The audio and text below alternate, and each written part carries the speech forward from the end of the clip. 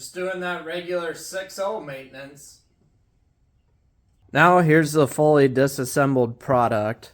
First thing you're going to want to do after you get your heads off is take a grinder and start cleaning these things up.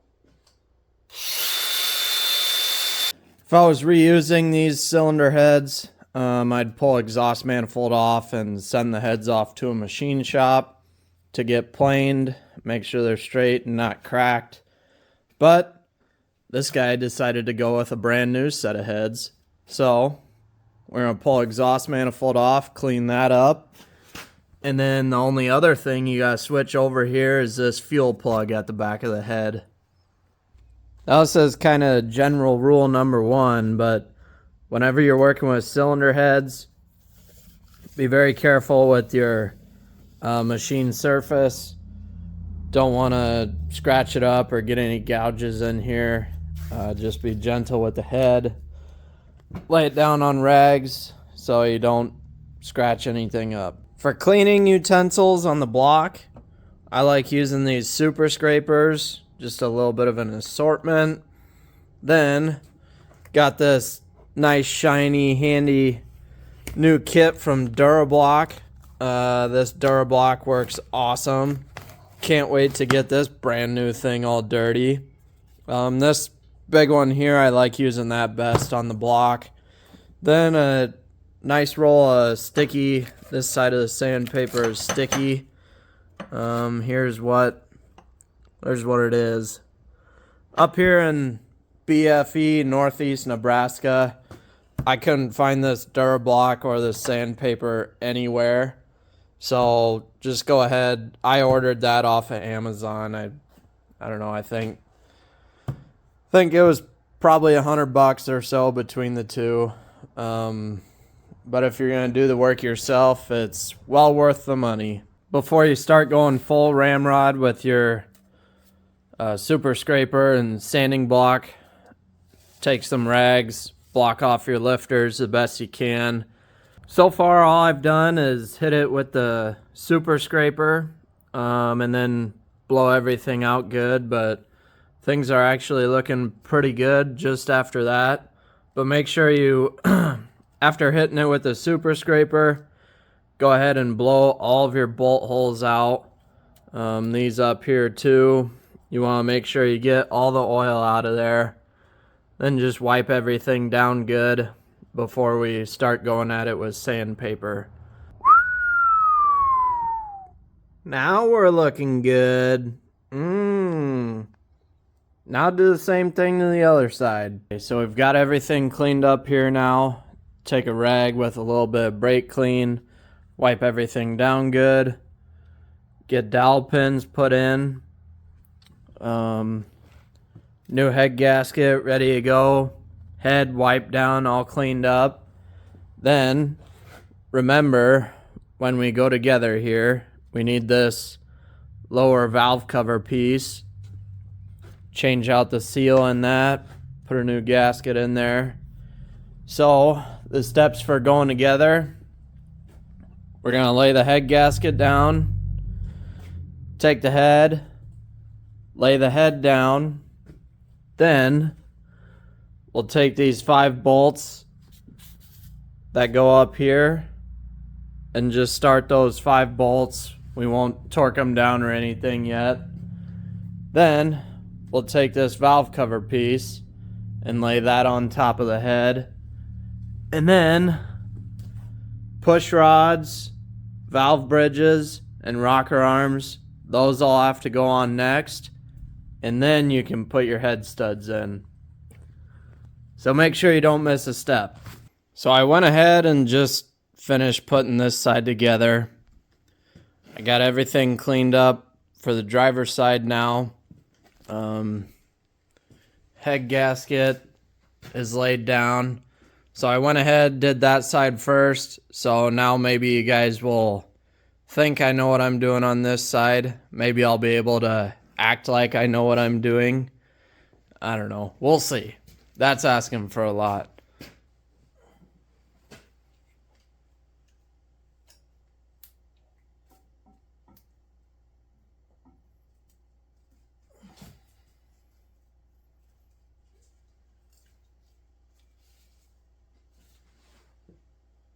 Get that set down. Put our bolts in. Then we'll take this.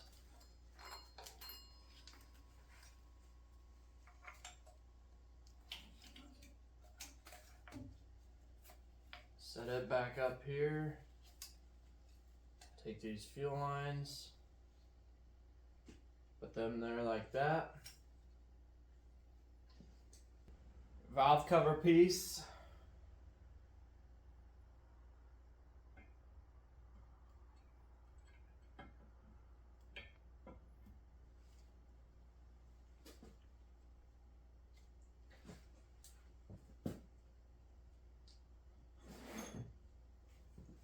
Then we'll throw in some head studs. So like I said, set your head on, get these 5 top bolts put in, set your valve cover piece on, then set your head studs in. Then we'll go ahead and run these down, run them all the way down till they bottom out, bottom them out gently, and then twist them back loose just a quarter turn.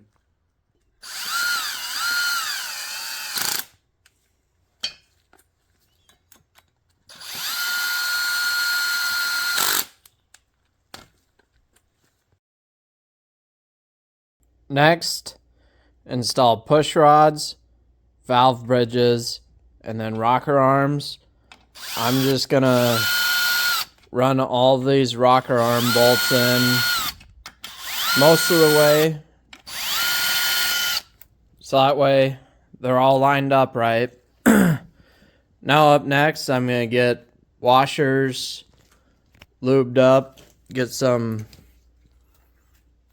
ARP grease, put that on both sides, and get washers on the head studs, then get the nuts on the head studs, and then we'll run the nuts down till they're snug.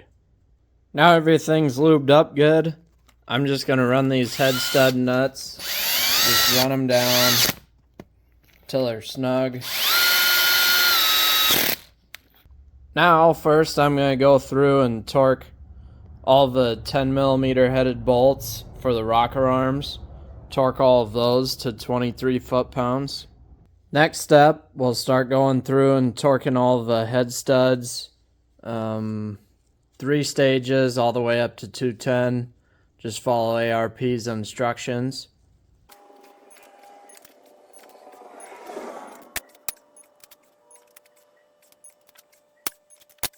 Up next, torque these 5 bolts all to 25 foot-pounds. Then we'll get the rest of these 10mm headed bolts put back in, and all of those get torqued to 23 foot-pounds.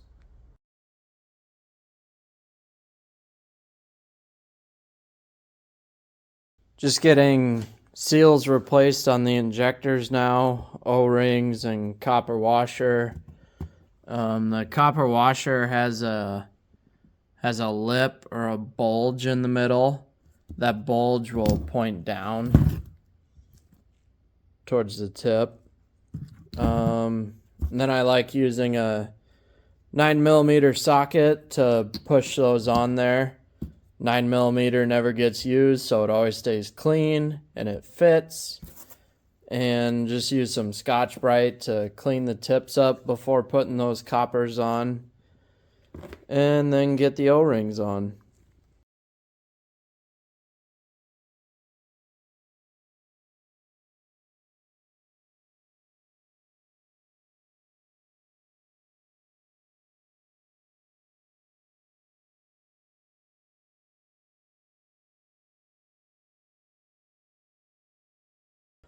Another good thing to check on these 6.0s while they're tore apart is there's the high pressure oil pump fitting update kit that Ford came out with.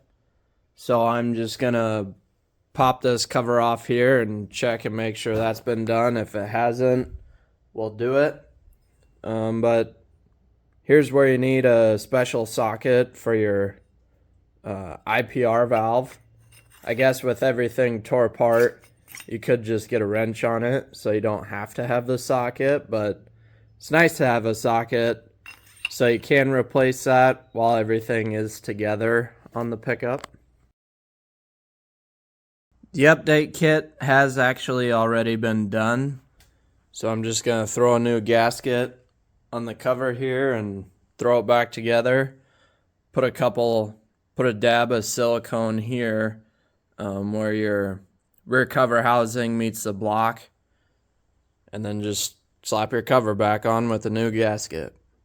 The seals on the end of this IPR valve look really nasty, so I guess I am going to steal those out of this kit and fix that up. Up next, let's change out an oil cooler. All nice and shiny and new. I like using a new Ford oil cooler. Oil cooler's ready to go in now. I need to buzz into town quick so we can suck out all this oily mess. Get all that out of there and then fill it up with fresh oil. Once everything's cleaned up good, go ahead and there's a screen that sits in the bottom of here. Replace that screen whenever you do a new oil cooler. That comes with the oil cooler kit. So we'll swap that out and then drop the cooler on and torque all the bolts down to 23 foot-pounds.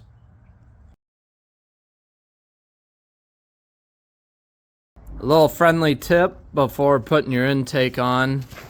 This little chunk of wiring harness here, we had it draped over the front of the engine, but make sure you have this part here on the back side of the thermostat housing. I had it up here. I've done this multiple times. Make sure you move it to the back side before putting your intake on, or otherwise you'll have to take your intake loose to get it shoved back here where it's supposed to go. After your oil cooler is installed, make sure you have that brown square O-ring there. Replace this big fat coolant O-ring though. Get your intake gasket set in place. These intake gaskets have a little plastic lip. That lip needs to go on the outside and point up on both sides. Here's the other one. That's just to line up the gasket right on the intake. You want to make sure that you don't have it facing down. I guess it looks like there's only one way it could fit, but just make sure it's up and towards the center of the engine. Then we'll get our intake cleaned up. Just scrape it up good with the super scraper, and then it's ready to set down.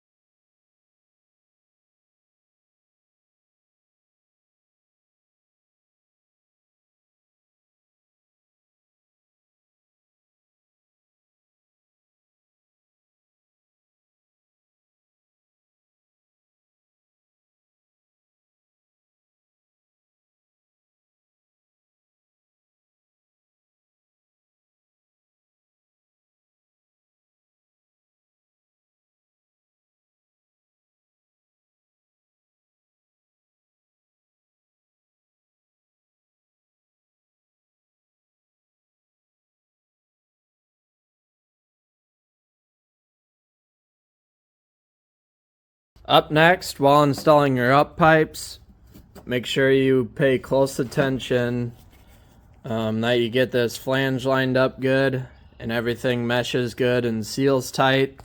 Otherwise you'll get a nasty exhaust leak there and you'll have to tear it apart again and you won't be happy about it.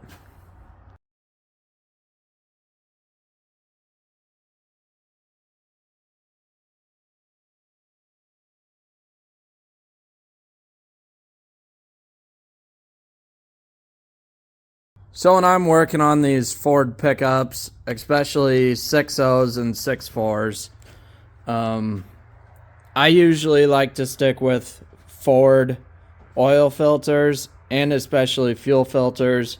We'll get to the fuel filters in a separate video. But this here is a Ford oil filter that was in it. And if you can see, there's kind of a check valve in this standpipe here, and that, if it'll go, that releases the standpipe so it goes up and down. So this Ford filter goes down in there. Now we'll take this Wix filter, brand new, and it won't go down in there. I tried it with the cap on too, and it just wouldn't work. So this Wix filter, it's not getting used. Customer brought it. I thought I'd put it in there, but nope, not using that. We'll get some Ford filters for this thing. Step 1 for replacing fuel filters on a 6.0 Power Stroke: remove the cab. Just kidding. I'm just gonna show you how to do fuel filter on the frame down here before setting the cab down, because it's easy to see. But anyway, very important, have a water drain right here. It's a 6mm hex head. Pull that plug out.